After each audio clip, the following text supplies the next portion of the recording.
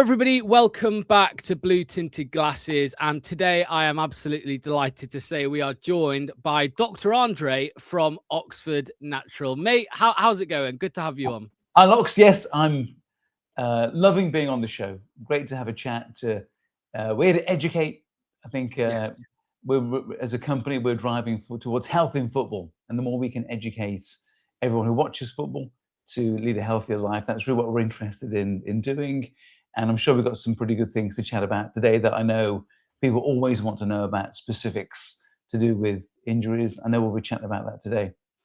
Yeah, I mean, before we get on to the football-related stuff, obviously, as I said, you are at Oxford Natural at the moment, and viewers of this channel will have seen over the last few weeks that we've obviously partnered with Oxford Natural and their Optimum Day and Night supplement. Before we talk about those supplements, I just wanted to quickly, get a little bit of an introduction to yourself and what you do currently, and how that's going with Oxford Natural. Yeah, sure. So I'm what you term a longevity physician.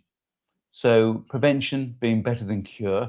So I've been a doctor for over 30 years. I was a GP. I was a sports physician. I was the doctor at Everton Football Club for 12 years. So I've done Premiership medicine. We had the likes of amazing players that came through our doors. Wayne Rooney, Paul Gascoigne, a raft of generationally good players, and doing everything on a day-to-day basis in the club, from transfers to on-the-pitch injuries to managing chronic injuries, making big decisions, sending players around the world to have treatments with top specialists in America and abroad. And it was a really fascinating 12 years. More recently, we're into longevity. As a football doctor, to avoid injury was always better than treating injury, and keeping players healthy throughout a season so they didn't get sick was crucial. And so we joined with a life science company and life scientists to design a product, a supplementation, which when you take care of diet, exercise, sleep, and happiness, you're generally healthy. So it helps you do all those four things and saves you thinking too much about what you should be taking. We designed it with longevity scientists to pretty much do it for you. Perfect. Yeah, I mean, I should say as well, there is a QR code above your head there, where people can scan the QR code and take a look themselves at the Optimum Day and Night. Obviously, with their first order as well, they can get 70% off using that code, which that's a bargain, right? 70% off. But Optimum Day and Night, obviously, in the adverts and the videos that I've spoken about it already, Dr. Andre, previously. I've spoken a little bit about what it does for you. I mean, how would you sum it up? Why do you think people should go in and try Optimum Day and Night? Well, we're under a great deal of stress. Okay, the world in many ways is better, but in many ways also it is demanding a great deal more of us. What we do from day to day, whether it's through your childcare demands, working crazy hours, taking work home with you. You have to respond to everything immediately. You've got to charge 7 items a day just to keep connected to the world. And you're bombarded all day with, sort of advertising, but also nutrition is difficult. We get a lot of high taste, low nutrition foods. Yeah. Everyone's slightly heavier than they'd like to be. So these are this collection of issues that make us less healthy. And we're trying to avoid disease. So what could we design that would help you make good choices? So Optimum Day is designed really for performance. It's how can you be the best version of yourself? Okay. There are no magic pills. We have to make the decision to make a change and do sensible things. But ultimately, we've combined berberine, which controls your sugar all day. Okay. We've added to that guarana and green tea, which gives you a nudge of energy all day. So you're avoiding spikes. That's the danger in the day. Spike of sugar, spike of caffeine. We try to control that. So sustained energy nudge all day. L-carnitine to help with the muscle build and fat burn during a day. And just generally this nice collection of phytonutrients, healthy, vegan, to help you be the best version of yourself during the day. Okay. And the nighttime, we add magnesium and ashwagandha. Why? Magnesium is for muscle relaxation, so you can switch off. Ashwagandha to switch off sugar, feeding your brain all night and keeping you stressed. So you can actually use sleep for what it should be, which is to rest and to rejuvenate, to flush the brain, to structure the day into something meaningful and not just be comatose, but actually sleeping deeply. And yourself, a good night's sleep causes a good day.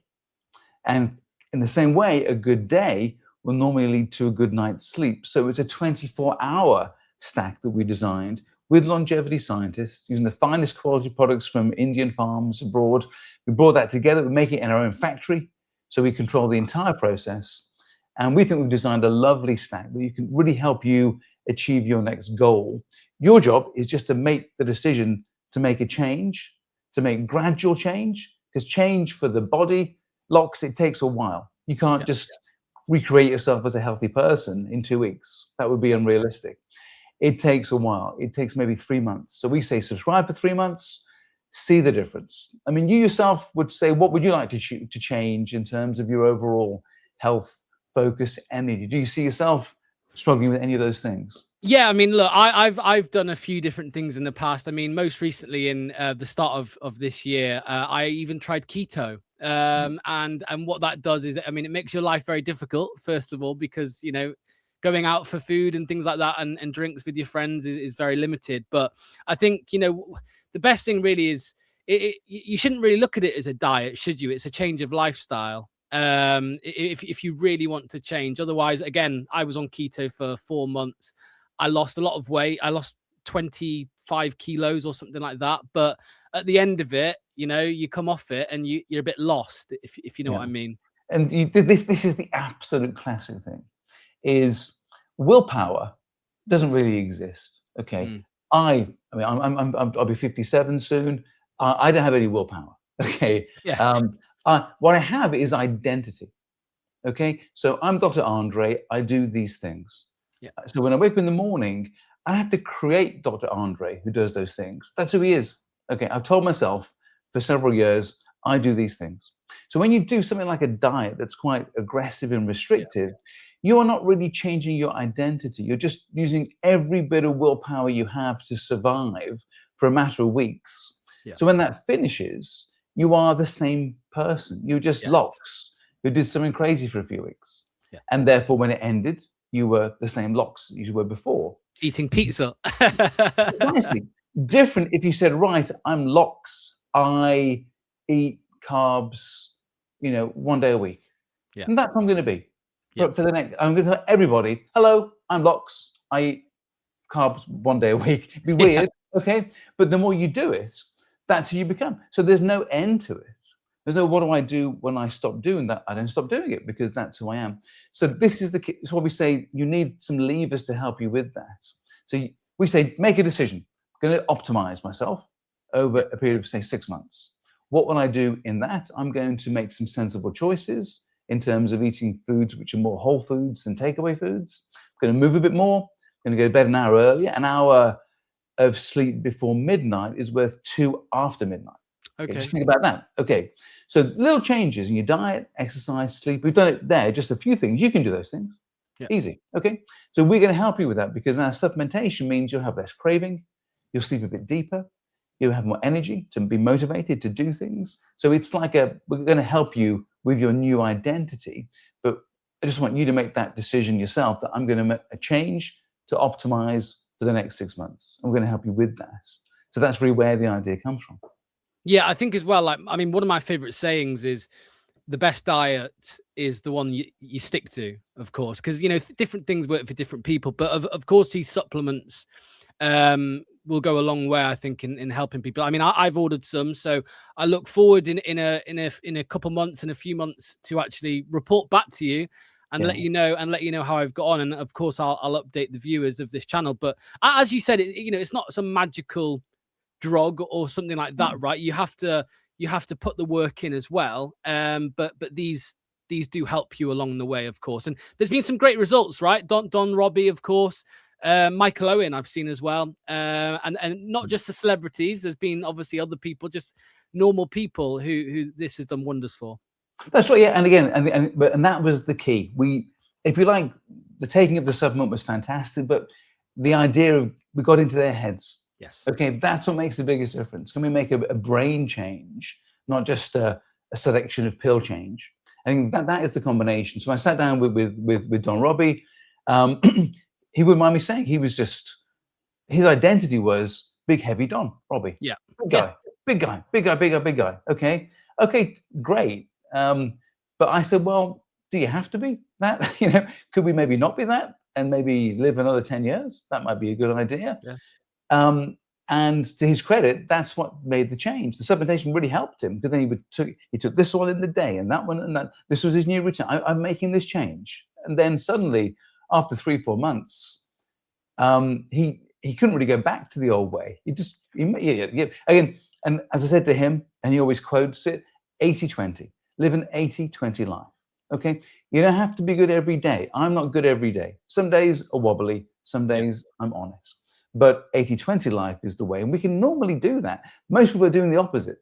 They're doing 80 rubbish, and then suddenly willpower gets you 20%, and then you're back to the rubbish again. Identity gets you to 80-20. Willpower gets you 20-80. That's what I think about it. Yeah, no, absolutely. It's really interesting to hear what you've got to say, mate. As I said, I've got some on the way, so I look forward to updating the viewers and of course yourself, and letting you know how I've got on with that. But moving on, Dr. Andrea, I wanted to talk to you about something which is obviously very relevant at the moment in football. Obviously, you mentioned that you were a doctor at Everton, quite a while back. It is now the transfer window in football, which is obviously a massive part of the year for football fans. And I wanted to talk to you a little bit about medicals, because I feel like there's always quite a misconception from football fans as to what actually a medical is. I mean, I think back to a recent one for Leicester City. I think it was January 2024. And we had Stefano Sensi, who was an Inter Milan player, and he came over to Leicester, and it looked like the deal was going to go ahead. And then it came out he'd failed his medical. And Leicester fans were angry. We were like, we need a midfielder, and it didn't happen. And then it actually came out about 3-4 weeks later that he had a plate go into his leg. He had a surgery, and something went into his leg. So what can you tell us about what actually goes on in a medical? Because I think some people think it's just a straight pass or fail that determines whether a player gets signed, but I don't actually think that is the case, right? No, and there's a lot of complexity to it. Even though most people will probably pass the medical, the medical does, well, let's say 3 things. The first thing it does is decide, is the person just sort of fit for football? Injured? Are they carrying a disease? Are they going to die? The basic medical thing. Are they safe? Okay. Yeah. So what would that consist of? Well, it would need scans of the heart to make sure we don't get an awful collapse. Okay. Blood work, make sure they don't carry some infectious disease or they've got some organ failure. So real basic medicine. Okay, is this person safe? Okay, we're going to employ them for 3 years. Will they live? I mean, what did put Paul Gascoigne's medical? He was quite far on in his career, and they said, look, it's a free transfer for 1 year. What's his life expectancy? We'll take him for a year. Yeah. But obviously, some deals are more complex than that. Okay, then it's a question of, are they going to be fit to play football at the highest level for the next X number of years? Is there a ticking time bomb anywhere?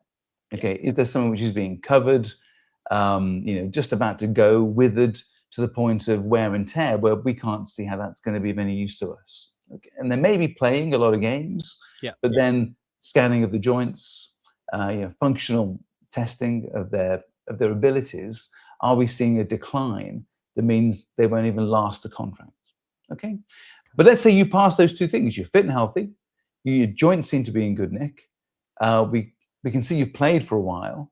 Then it's a question of the value of you, in terms of, you may have some issues, which would expect, because footballers had a lot of traumas over their careers, and does that then change the nature of the contract? So are you someone who we can offer this a lot of money to, but really, given that in fact your knee looks worn and your ACL is thin, you've had a history of 2 surgeries, and looking at your stats from the last season, you've done this number of yards at this speed, maybe you're not worth that. So it's 3 things: are you safe? Will you last out? And actually, what is your value medically to us? Okay. And that's where you gather the data together. So it can be a very, very busy day, whereby, nice thing about transfers locks is the patient, the player, is never as nice as on transfer day. Okay, they are just the happiest, it was easygoing, Yeah. lovable person you can imagine, because they want to get signed. So it's not like there's no battle on that day. So there's my examination, which is a detailed history, my physical examination. I send for blood test, I review the data. Then I'd say, okay, well, these joints need to be looked at by top experts. So we get that done in a rush. They're on standby. Go and see a top knee guy, go and see a top shoulder guy, okay? Then we gather all that data together with the sports scientists, look at their data and say, well, what do we know about this person? Okay, and does it match what they're asking contract-wise? And then we will report back to the board and say they're fit, okay? They'll last 3 years. Yeah. The last 3 years, we think a high level, low injury risk, but there are these caveats. That's what you need to make your deal. Because then at the end of the day, it's money. You know, it's money, it's big money. Yeah. Now, sometimes, I mean, I failed a foreign player, a Romanian player came over and they trained with the team and they came for the medical. And just as he walked in, one of the old pros said, "Doc, he can't turn. Okay, we've been playing the last few days. He's got all the skill in the world, but he can cross the ball, head it, but he can't turn." I thought, okay. And so I did some tests, quite specific physical tests, and he lacked mobility in hip and back. I thought, oh yeah, he's gone. You know, and therefore players will see that he's got skills, but he's a defender. And if he can't turn, then he's gone. And you'd see it and I'd see it. And then it caused all kinds of stink because the agent's on the phone saying, "You fail him, that's his career over. What do you know? We'll sue." It gets messy in that sense. But because when it gets reported that a player's failed his medical, like even football fans, we see it and go, "Ooh!" Like it must put other clubs off when they see that, right? It can be bad for the player in the long term. Yeah, you have to respect confidentiality with the. I mean, you went to see a doctor. He wouldn't announce, "Oh, look, I've got an infection." Everybody, you say, "Well, hang on a minute. It's supposed to be confidential." So there's a weird level of we can say something, but we can't say why that is because that's clearly confidential between the doctor and them. And it might not be that they failed. Just failed the medical for what they wanted. Yes, they wanted a 5-year deal, and we thought, well, no, you're falling apart. We'll give you 6 months. But so there's the levels of complexity to it, and sometimes you wouldn't say you've failed it unless they put you say no, just we can't make a deal. You know, but sometimes you just word gets out that you've failed. They push that you failed us. So it can be quite complex. So it's a busy day, is what I'm saying. It's a busy day, and you have to gather data. You're on the clock, of course, because other players might want this person, and when someone is, and the manager wants the player, that's very, very complicated sometimes because managers are generally transitory. They tend to come and go. And the doctor, you might be there for a decade or so. And the club, the manager might go and you're left with this player, this sort of useless lump of lard that you can't do anything with. And, you sign a bad player, you carry that around too for a long time because you're the one that let it go through. So it's almost like you give your recommendation. I'm guessing is that how it would work then? So you would go to the hierarchy, whoever it is signing the player, and you would just give your recommendation. And I'm guessing 9 times out of 10 they would take your recommendation. Sometimes maybe they wouldn't, and they would overrule you. How does that work?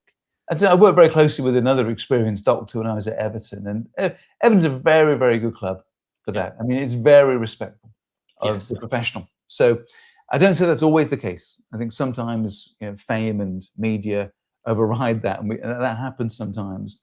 But they have the advantage of a nice small cozy village style club, and very respectful. And the doctors were there for a long time, 30 years, my case 12 years. So they could trust us to make. We had a nice track record. You see how hard it gets when you bring in new management team.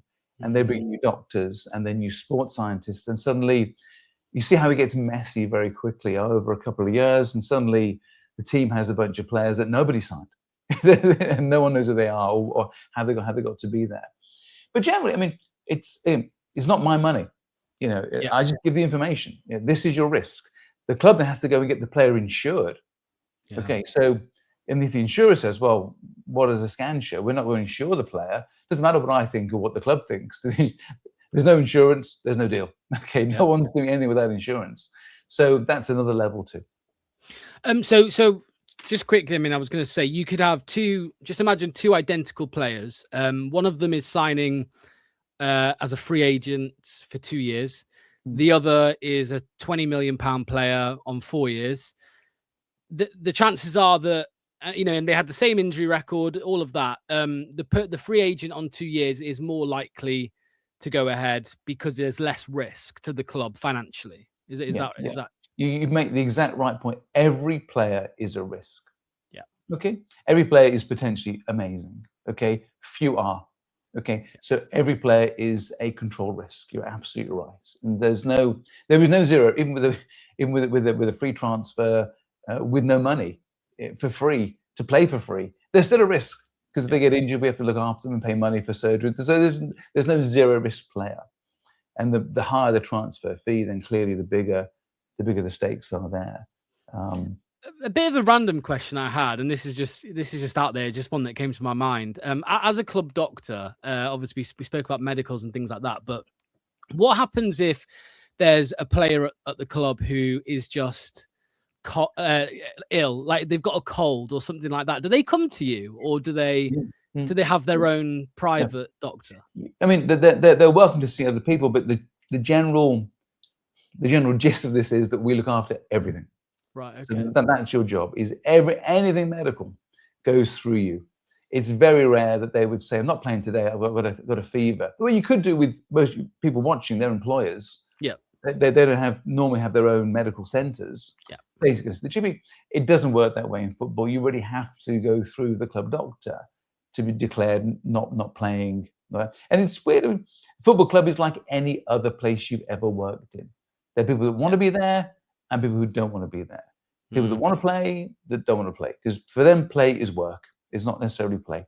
Yeah. And I find that really, really surprising. I thought they'd all be mega motivated super athletes when I went there. And it was more like a working men's club. It was just like a bunch of guys who got together, and some don't fancy it and some do. It was remarkable. I was really surprised by that. Well, I mean, that's how Leicester fans feel at the minute. Obviously, with our recent struggles, I think there's a lot of players who didn't really fancy playing most weeks last season. But I mean, a big talking point at Leicester City over the last probably 5 years or so, 6 years, have been ACL injuries. And I think, when you see an ACL injury happen and a player picks that up, I think a lot of the time, some fans, that's how unlucky, how unfortunate.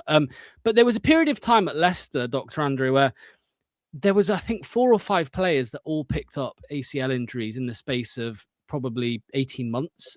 We had James Justin, Ricardo Pereira. We also had Will Alves, who was a young, I think he was 18 years old at the time. Sammy Braybrook as well, 18 years old. And then Abdul Fatawu, who picked one up away on international duty with Ghana. I suppose what I wanted to ask you is that a coincidence, or what would be the reason why Leicester would go through a period where there was more ACL injuries than you'd usually find at a football club? What kind of things would impact that? Yeah, I mean, obviously the ACL injury is always the one that is the headliner, because it's a season gone when it happens, season ending, and we'll see you next year. That's generally the way. And we'll talk about why that is, because it's interesting why that should be, that everyone knows ACL, see you in a year. So it's quite interesting the reason why that is the case, as opposed to hamstrings or other things, or broken legs often take shorter times to recover. Almost every club will get a glut of them at some point, because they are so common. They're like a once a season.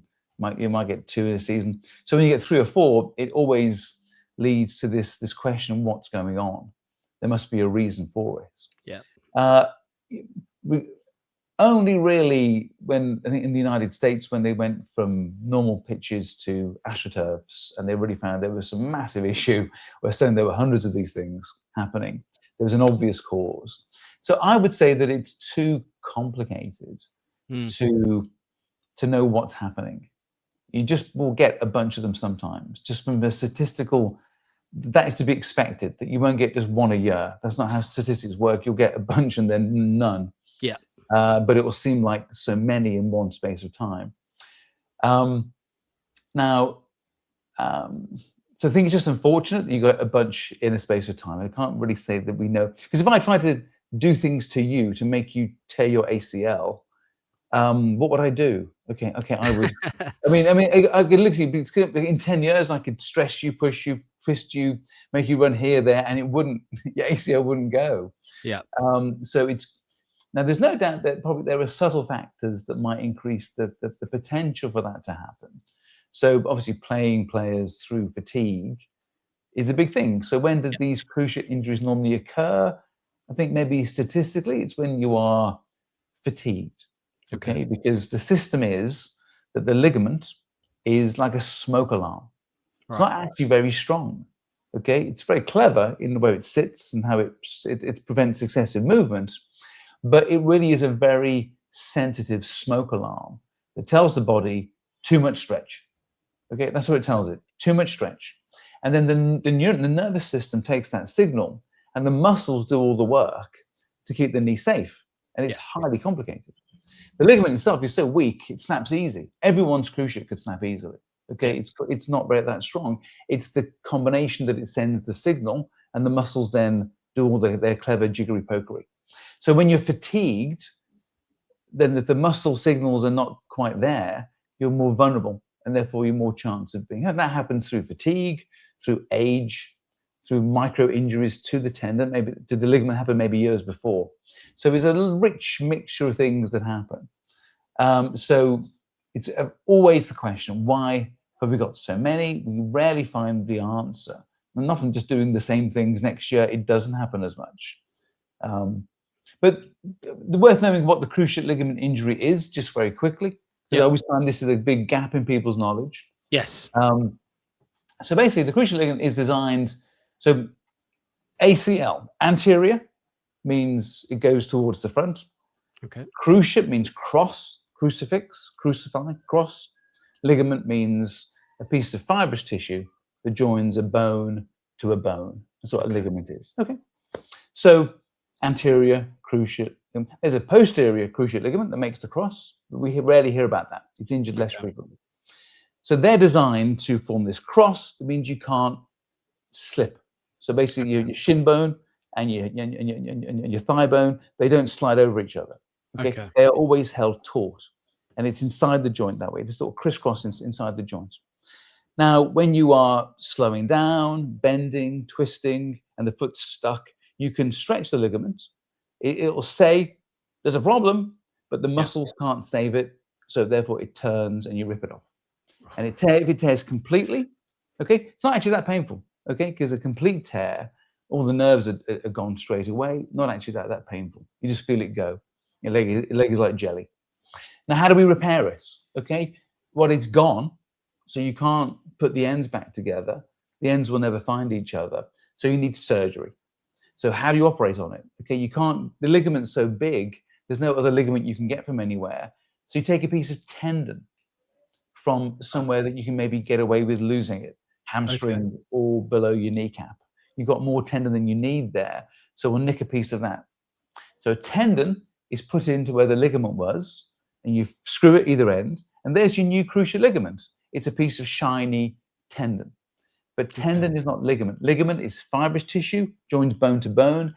Tendon is stretchy fibrous tissue designed to contain energy to connect a muscle to a bone. They're very different structures, but that's the best we can do. And when you take the tendon out and put it inside the joint, it actually scars over. So it changes from being a tendon, shiny, stretchy, to a ligament, sort of firm and taut. And that process takes about 7 months. So for that reason, you cannot come back quicker than 7 months. If you come back quicker and it's still a tendon, it will just snap. Okay, it's got to scar over. And that's why we always know it takes that long. So just so you know, that's the reason why it's a long rehab. Not because the player is weak or not because the surgery is complex, just the nature of the change from tendon to ligament taking 7 months. From what you've, because I think a big talking point when someone does do their ACL is how they will be when they return to football. I mean, will they be as quick? Will they be as good? from what you've noticed, I mean, is confidence also an issue? Like, do some players, or not even just players, but people, do they have less confidence in their body? Are they worried or anxious that something's going to happen again? From what Yeah. you, from your Yeah, experience? yeah, massively, massively. It's that's often the biggest battle, is just connecting to this new joint. It's new, it's brand new. It's never played football before. So the body being remarkable as it is, it will pick up the slack and get you there. But there's no doubt that there's a, am I confident? The thing about ACLs, they don't normally happen during contact. They're normally a non-contact injury. So it's not like the fear of going into a tackle quite so much. It's more just, am I fit to twist and turn? But because the rehab is quite long, you've got 7-8 months to actually get your confidence back in that sense. But even the first 6 months back after an ACL, you are not really quite the same, because the ligament's fine, the joint's fine. It's just this connection, this learning that the muscles have to learn this new sort of signal, because it's not the ligament you were born with. But by the same token, it's very hard for a perfectly fresh, brand new ACL to ever tear. They normally have to be a bit moth-eaten to tear. So what you may find is actually the knee can feel a bit better, because it's actually a better structure than it was than the one which tore in the first place. Yeah, I mean, it's super interesting because, again, I mean, we hear about ACL injuries, and as you say, people hear that, ACL, and they think, oh no, career ending potentially. Just final question on ACLs: do you think they're happening more these days? Or because we always hear complaints from players and managers and things like that about the number of games that players are playing. Do you think it is increasing with the increasing games? I don't know the exact stats on it. I think it's fairly static. I think it's fairly static. I think there's an advantage now with tech and how you can test players. And I said before, if fatigue is an issue, then they're more likely to monitor players' fatigue. It's easier to do that now than you could before. So someone's power. You measure it in micro detail at the start of the season and during the season. So when you then test them in the season and you see that their power is decreasing after training and they haven't got the same reserves, then you think, oh, they might be entering this, what they call the red zone, which is maybe higher injury risk.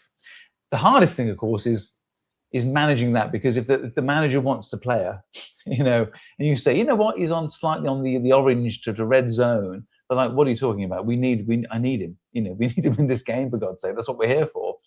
So that's tricky when you're trying to manage the player as he's part of the club. He's actually part of our inventory. We've got to look after the inventory. We can't just have it there burnt out because the manager wants to win tomorrow's game. We've got to think bigger picture sometimes. So that's where you can log sort of a clash heads sometimes over whether the player is fit to play on Saturday, but will they be fit in 2 months' time when we need them just as much as we do on Saturday? To finish off, Dr. Andre, I just thought I put together some quick fire questions that I just wanted to send your way, if that's okay. Yeah. Relating to football, I thought would be interesting to hear. So, first one, the worst type of injury for a football player. Oh, probably the worst injury is That's such a great question. That's such a great question. What would you say? It's probably going to be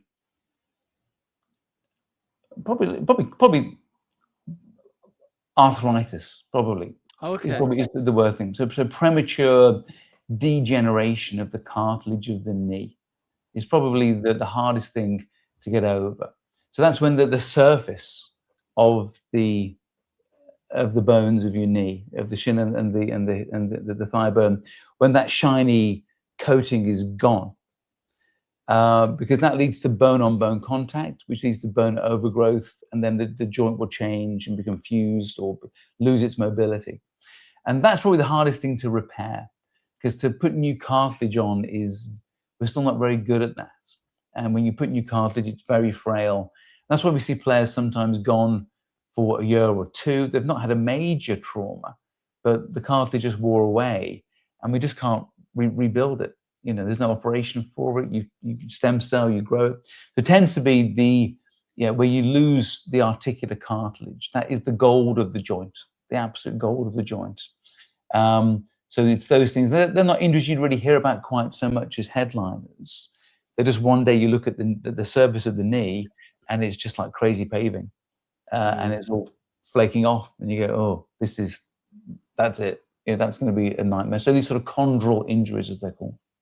Okay. Ice bath, yes or no? Should people use ice baths?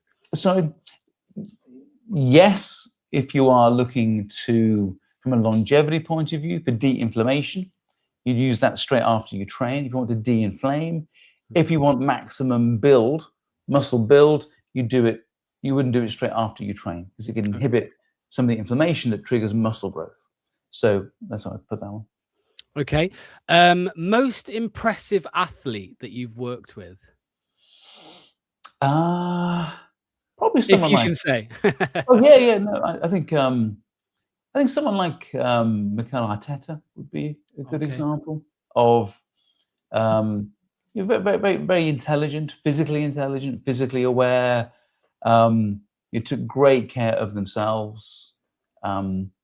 And you look at him now compared to when he played, you don't see a massive difference in that sense. And I think so. I would say that type of athlete is, you want to really, again, they have the identity of an athlete. Sometimes, so in terms of like a longevity, keeping yourself fit for life, which is what I'm really into now, is this longevity, not just fit for a couple of years, but fit for long term. Those players who had that identity of, I'm going to be fit for life. Those ones I liked most. Perfect. And final one, mate. One thing fans never see that happen behind the scenes at a football club when it comes to the medical side of it. I would say that we have to sing. Oh, okay. We have to sing and so when you start with a club, you have to sing a song in front of everybody. So do you remember what you did at Everton? Do you remember the song? I do. It's one of my favorite stories. I won't give you the whole story, but so I sang "It's Not Unusual" by Tom Jones in front of the club in the dressing room of Exeter City, which is about the size of my daughter's bedroom. It's absolutely tiny, and we were sat there, and it just felt really odd. All these massive stars in this tiny little changing room on this cold morning. Everyone was a bit glum, didn't really want to be there. And so I said, Doc, do you want to do your song now? I said, would it help? They said, yeah. So I sang it there, and they all joined in, and we got everyone going. It was a great moment where everyone's screaming, "It's not unusual," in this tiny dressing room, and then go out and play. So that was a good memory. Yeah, I love a bit of Tom Jones. I love a bit of Tom Jones. Sure. So I was born in Wales as well, so I've got to. It's in my blood. But Dr. Andre, I want to thank you so much for your time today. It's been an absolute pleasure. It's been fascinating. I think there'll be a lot of people watching this who have found it really interesting. And what I would say as well is to those watching, if you've got any comments, any questions in the future, please drop them down, and then next time we do speak to Dr. Andre, I'll be able to bring them up and ask away. So, but just one last time, again, the QR code's at the top of the screen. The link is in the description as well, to Oxford Natural and their Optimum Day and Night supplements. You can, as I said, get 70% off your first order by using our link and our code BTG70. But Dr. Andre, thank you so much. It's been a pleasure, like I said, and I look forward to speaking to you again soon. Cheers, Ox.